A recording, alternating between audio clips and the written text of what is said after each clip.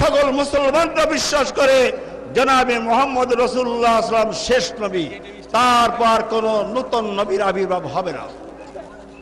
তাহলে তাহলে তাহলে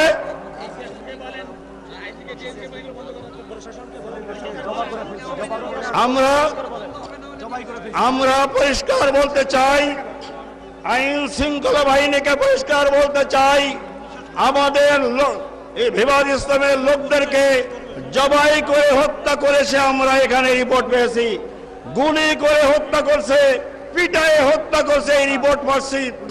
গুলিস্তান বিজয়নগর মোড়ে আমরা দায়িত্বহীন ভাষায় বলতে চাই, এই শান্ত জনগণ যদি বিস্ফোরণে পরিণত হলে এই ঠেকানোর দায়িত্ব আপনাদের নেই।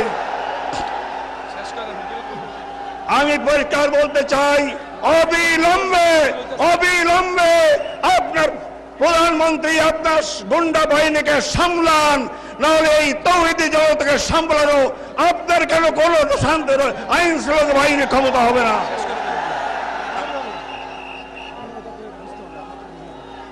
কথা পরিষ্কার।